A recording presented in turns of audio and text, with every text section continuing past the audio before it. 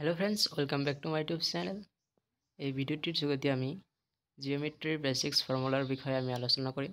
So ভিডিওটো অতিকৈ গুৰুত্বপূৰ্ণ হ'বলৈ গৈ আছে। ভিডিওটো শেষলৈকে চাই থাকিবা। এক নম্বৰত দিয়া আছে বৰ্গ। বৰ্গ বুলি ক'লে আমি কি জানো, যাৰ চাৰিটা বাহু সমান আৰু কোণৰ মান হ'ব 90 ডিগ্ৰী। সো বৰ্গৰ বাহুৰ দৈৰ্ঘ্য a হ'লে, যদি এটা বাহুৰ দৈৰ্ঘ্য a হয় মানে চাৰিটা বাহুৰ দৈৰ্ঘ্য a হ'ব, তেনেহ'লে বৰ্গৰ কালি কিমান হ'ব a স্কয়াৰ, আৰু বৰ্গৰ পৰিসীমা কি হ'ব 4 * a অৰ্থাৎ 4a। দুই নম্বৰত কি দিয়া আছে আয়ত। আয়তৰ বিপৰীত বাহুবোৰ সমান, পাইছা? যদি প্ৰস্থ আৰু দৈৰ্ঘ্য চোৱা, আয়তৰ দৈৰ্ঘ্য l আৰু প্ৰস্থ b হ'লে, যদি দৈৰ্ঘ্য l হয় আৰু প্ৰস্থ যদি b হয়, তেনেহ'লে আয়তৰ কালি কি হ'ব l * b অৰ্থাৎ দৈৰ্ঘ্য * প্ৰস্থ।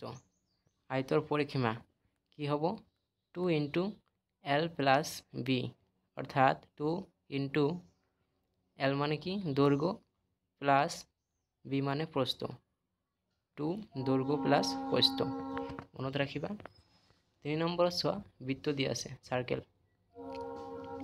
বৃত্ত মানে কি জানো আমি, যে এটা কেন্দ্ৰ বিন্দুৰ পৰা চাৰিওপিনে অঁকা বৃত্তচাপে হ'ল বৃত্ত। সো ইয়াত চোৱা r দিয়া আছে, r হ'ল বৃত্তৰ ব্যাসাৰ্ধ, আৰু ব্যাস কি হ'ব, ব্যাস মানে এটা বৃত্তচাপৰ পৰা আনটো কেন্দ্ৰৰ মাজেৰে যোৱা ইয়াৰ পৰা বৃত্তৰ চাপৰ পৰা আনটো চাপলৈ। সো ব্যাসাৰ্ধ যদি আমি উলিয়াব লাগে, তেনেহ'লে কি কৰিম ব্যাস বাই 2, আৰু বৃত্তৰ ব্যাসাৰ্ধ যদি r হয়, তেন্তে বৃত্তৰ কালি কি হ'ব পাই r স্কয়াৰ, পাই * r স্কয়াৰ, য'ত পাইৰ ভ্যালু হ'ব 22/7। তোমাক অংকত কৰিবলৈ দিব, যদি অন্য মান দিয়া থাকে পাইৰ ভ্যালু অন্য মান দিবও পাৰে, সেইমতে কৰিবা। বৃত্তৰ পৰিসীমা আৰু বৃত্তৰ পৰিধি। পৰিসীমা আৰু বৃত্তৰ পৰিধিৰ ফৰ্মুলা কি হ'ব 2 * পাই * r অৰ্থাৎ 2πr। মনত থাকিব। 4 নম্বৰ ত্ৰিভুজ। তিনিটা বাহু বিশিষ্ট বহুভুজক কি বলে ত্ৰিভুজ বলে, পাইছা? তিনিটা ত্ৰিভুজৰ তিনিটা কোণৰ সমষ্টি কিমান 180। সো ত্ৰিভুজৰ কালি ফৰ্মুলা কি হাফ * ভূমি * উন্নতি। সো চিত্ৰত দেখা পাই আছা ভূমি কোণটো উন্নতি কোণটো, আৰু ত্ৰিভুজৰ পৰিসীমা কি বাহু তিনিটাৰ যোগফল। বাস বাহু তিনিটা যে আছে, এই বাহু তিনিটা যোগ কৰি দিলেই ইয়াৰ পৰিসীমা ওলাই যাব। কিন্তু সমবাহু ত্ৰিভুজৰ কালি, যদি তোমাক সমবাহু ত্ৰিভুজ দিয়া থাকে মানে তিনিটা বাহু যদি সমান থাকে, তেনেহ'লে ইয়াৰ ফৰ্মুলা কি হ'ব √3/4 * বাহু স্কয়াৰ, এইটো ফৰ্মুলা হ'ব। সামন্তৰিক। সামন্তৰিক কাক বলে, যাৰ বিপৰীত বাহুবোৰ সমান আৰু সমান্তৰাল, গম পাইছা? ইয়াৰ বিপৰীত বাহুবোৰ যে আছে সমান হ'ব আৰু সমান্তৰাল হ'ব। সো সামন্তৰিকৰ কালি ভূমি * উন্নতি। চিত্ৰত দেখা পাই আছা ভূমি কোণটো উন্নতি কোণটো, সো ফৰ্মুলা হ'ব ভূমি * উন্নতি। ভূমি * সমান্তৰালৰ বাহুৰ মাজৰ দূৰত্ব। এই যে সমান্তৰাল আৰু অসমান্তৰালৰ বাহুৰ মাজত যেটো দূৰত্ব দিয়া হৈছে, উন্নতি দিয়া হৈছে, এইটো গম পাইছা? ট্ৰেপিজিয়াম। ট্ৰেপিজিয়াম কাক বলে, যাৰ এজৰ বাহু সমান্তৰাল, গম পাইছা? সো ইয়াৰ ট্ৰেপিজিয়ামৰ কালি কি হ'ব হাফ * বাহু 1 + বাহু 2, ওপৰতো বাহু 1 আৰু তলতো বাহু 2 * উন্নতি। এই মাজত যেটো উন্নতি টনা হৈছে সেইটো, ইয়াৰ ফৰ্মুলা এইটো। বেলেগকৈ দিয়া আছে যে হাফ * সমান্তৰাল বাহুৰ সমষ্টি সমান্তৰাল বাহুৰ মাজৰ দূৰত্ব। এটা উদাহৰণ দিয়া আছে, এইটো চাই ল'বা। ট্ৰেপিজিয়ামৰ এটা উদাহৰণ দিয়া আছে। চোৱা, পৰৱৰ্তী প্ৰশ্নলৈ আগবাঢ়ো। ৰম্বাস। ৰম্বাসৰ বিপৰীত বাহুবোৰ সমান আৰু সমান্তৰাল, আৰু ইয়াৰ কোণবোৰ সমান। চোৱা ৰম্বাসৰ কালি ভূমি ইনটু উন্নতি বা ৰম্বাসৰ কালি হাফ ইনটু কৰ্ণ দুডালৰ পূৰণফল। এই কৰ্ণ চাই আছা, এটা কোণৰ পৰা আনটোলৈ বিপৰীত কোণলৈ টনা ৰেখাডালেই হ'ল কৰ্ণডালৰ পূৰণফল। 8 নম্বৰ দিয়া আছে কি ঘনক। ঘাৰ দিক প্ৰস্থ আৰু উচ্চতা সমান। দিক প্ৰস্থ আৰু উচ্চতা সমান হয়, তাকেই ঘনক বলে। চোৱা ঘনকৰ পিঠি 6খন, ঘনকৰ পিঠি 6খন। তোমালোকে লুডু গুডু এটা চাব পাৰা, তাৰ 6খন পিঠি থাকে, ইয়াৰ ঘনকৰো 6খন পিঠি থাকে।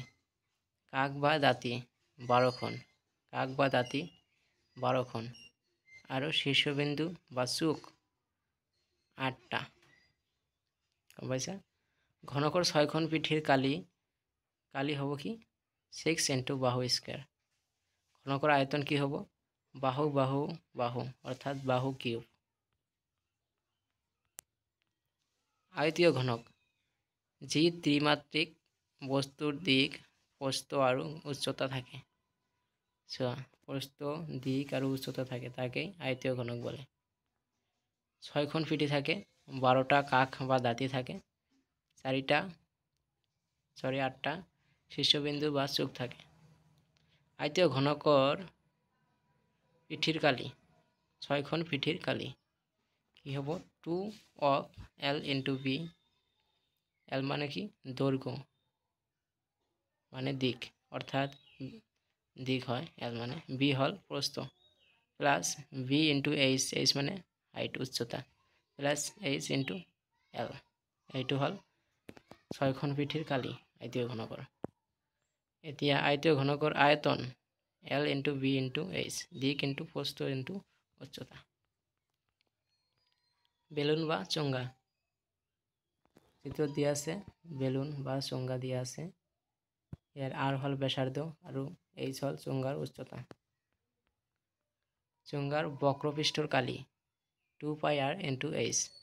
চোঙাৰ মুঠ পৃষ্ঠৰ কালি বক্ৰপৃষ্ঠৰ কালি প্লাস 2 মূৰৰ বৃত্তৰ কালি 2 pi r into H plus r। চোঙাৰ আয়তন দিয়া আছে pi r square into H। গম পালা? এতিয়া শঙ্কু আহোঁ। পাইথাগোৰাসৰ মতে L square equal H square plus r square। দ্বাৰা শঙ্কু চিত্ৰ দিয়া আছে, r2 হল ব্যাসাৰ্ধ আৰু H2 হল শঙ্কুৰ উচ্চতা আৰু L2 হল হেলনীয়া উচ্চতা। গম পালা? শঙ্কুৰ বক্ৰপৃষ্ঠৰ কালি কি হ'ব পাই ইনটু r ইনটু L। শঙ্কুৰ মুঠ পৃষ্ঠকালি কিমান হ'ব, ইয়াৰ ফৰ্মুলা হ'ব বক্ৰপৃষ্ঠৰ কালি প্লাস বৃত্তৰ কালি। বক্ৰপৃষ্ঠৰ কালিটো দিয়া আছে ওপৰত পাই ইনটু r ইনটু L আৰু বৃত্তৰ কালিটো বহাই দিলে হ'ল। বক্ৰপৃষ্ঠৰ কালি পাই r L প্লাস বৃত্তৰ কালি পাই r স্কয়াৰ। পাই r of L plus r, এইটো হল আমাৰ শঙ্কুৰ মুঠ পৃষ্ঠৰ কালি। মনত ৰাখিবা।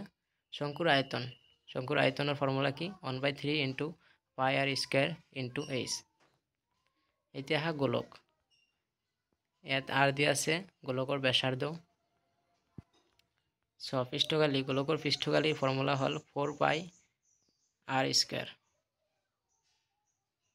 গম পাইছা? তাৰপিছত আয়তন হ'ব 4/3 pi r কিউব।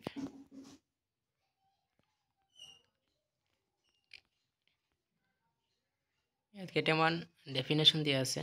চতুর্ভুজ কাক বলে? 4টা বাহুৰে আগৰা বন্ধ ক্ষেত্ৰকে চতুৰ্ভুজ বলে। যেনে ABCD এটা চতুৰ্ভুজ দিয়া আছে, ইয়াৰ 4টা বাহু হল AB BC CD আৰু AD। ইয়াৰ কোণ 4টা হল angle A, angle B, angle C, angle D। সমান্তৰাল ৰেখা দুডাল ৰেখা যদি কেতিয়াও কটাকটি নকৰে অৰ্থাৎ ইহঁতৰ মাজৰ দূৰত্ব সদায় সমান, তেন্তে ৰেখা দুডালক সমান্তৰাল ৰেখা বলে। এই ৰেখা দুডাল যে দিয়া আছে ABCD, এই ৰেখা দুটালে কেতিয়াও কটাকটি নকৰে আৰু সমান্তৰালভাৱে গতি কৰে। সো সেইটো কি কয়? সমান্তৰাল ৰেখা। AB parallel to CD। Parallel হল দুটা দাড়ি উপর পিনে যে দুটা দাড়ি দিয়ে আছে এই চিহ্নটো কি হয়? কি কয়? প্যারালাল কয় বা সমান্তরাল কয়। আৰু যে এইটো যে দিয়া আছে উল্টা টিৰ নিচিনা সেইটো হল পৰস্পৰ লম্বৰ চিহ্ন। গম পালা? বৰ্গ। যি চতুৰ্ভুজৰ চাৰিটা বাহুৰ সমান আৰু প্ৰতিটো কোণৰ মাপ 90 ডিগ্ৰী এইটো হল বৰ্গ। আয়ত। যি চতুৰ্ভুজৰ বিপৰীত বাহুৰ সমান আৰু প্ৰতিটো কোণৰ মাপ 90 ডিগ্ৰী তাকে আয়ত বলে, আয়ত বলে। তাৰপিছত চোৱা ৰম্বাস। যি চতুৰ্ভুজৰ চাৰিটা বাহু সমান কিন্তু কোণবোৰ 90 ডিগ্ৰী নহয়। ৰম্বাসৰ কোণবিলাক 90 ডিগ্ৰী নহয়। গম পালা? সামন্তৰিক। যি চতুৰ্ভুজৰ বিপৰীত বাহুবোৰ সমান আৰু সমান্তৰাল তাকে সামন্তৰিক বলে। ট্ৰেপিজিয়াম। যি চতুৰ্ভুজৰ এজৰ বিপৰীত বাহু সমান্তৰাল। মনত ৰাখিবা বৰ্গ, আয়ত আৰু ৰম্বাসক সামন্তৰিক বুলিও ক'ব পাৰি। বৰ্গ, আয়ত আৰু ৰম্বাসক সামন্তৰিক বুলি ক'ব পাৰি। বৰ্গক আয়ত বুলি ক'ব পাৰি। বৰ্গক আমি আয়ত বুলি ক'ব পাৰি। তাৰপিছত চোৱা ত্ৰিভুজ। তিনিটা বাহুৰে আগুৰা বন্ধ ক্ষেত্ৰকে ত্ৰিভুজ বলে। বাহু হিচাপে ত্ৰিভুজক তিনি প্ৰকাৰৰ। ইয়াত দিয়া আছে সমবাহু ত্ৰিভুজ, সমদ্বিবাহু ত্ৰিভুজ, বিষমবাহু ত্ৰিভুজ। সমবাহু ত্ৰিভুজৰ মানে তিনিটা বাহু সমান, সমদ্বিবাহু ত্ৰিভুজৰ দুটা বাহু সমান, বিষমবাহু ত্ৰিভুজৰ এটা বাহু সমান নহয়, অৰ্থাৎ তিনিটা বাহুই অসমান। কোণ হিচাপে ত্ৰিভুজ তিনি প্ৰকাৰৰ। সূক্ষ্মকোণী ত্ৰিভুজ যাৰ এটা কোণ 90 ডিগ্ৰী হয়, আৰু সমকোণী ত্ৰিভুজ যি ত্ৰিভুজৰ যিকোনো এটা কোণৰ মাপ 90 ডিগ্ৰী হয়। স্থূলকোণী ত্ৰিভুজ যি ত্ৰিভুজৰ যিকোনো এটা কোণৰ মাপ 90তকৈ বেছি। বিভিন্ন প্ৰকাৰৰ কোণ। সূক্ষ্মকোণ 90 ডিগ্ৰীতকৈ সৰু, সমকোণ 90 ডিগ্ৰী, দুই সমকোণ অৰ্থাৎ দুই সমকোণ 90 যোগ কৰিলে কিমান হয়? 180। স্থূলকোণ 90তকৈ ডাঙৰ কিন্তু 180তকৈ সৰু, এইবিলাক মনত ৰাখিবা। সৰল কোণ 180 ডিগ্ৰী। প্ৰবৃদ্ধ কোণ 180তকৈ ডাঙৰ কিন্তু 360তকৈ সৰু। সম্পূৰ্ণ কোণ অৰ্থাৎ 360 ডিগ্ৰী, এইটো হ'ল সম্পূৰ্ণ কোণ। দুটা ৰৈখিক জুৰীয়া কোণৰ সমষ্টি 180 ডিগ্ৰী। দুটা সম্পূৰক কোণৰ সমষ্টি 180 ডিগ্ৰী। দুটা পূৰক কোণৰ সমষ্টি 90 ডিগ্ৰী। বহুভুজ। দুটাতকৈ বেছি বাহুৰে আগুৰা বন্ধ ক্ষেত্ৰকে বহুভুজ বলে। উদাহৰণ ত্ৰিভুজ, চতুৰ্ভুজ, পঞ্চভুজ ইত্যাদি। সুষম বহুভুজ। যি বহুভুজৰ প্ৰতিটো বাহু আৰু প্ৰতিটো কোণ সমান তাকে সুষম বাহুভুজ বলে। ইয়াৰ উদাহৰণ দিয়া আছে সমবাহু ত্ৰিভুজ, বৰ্গ ইত্যাদি।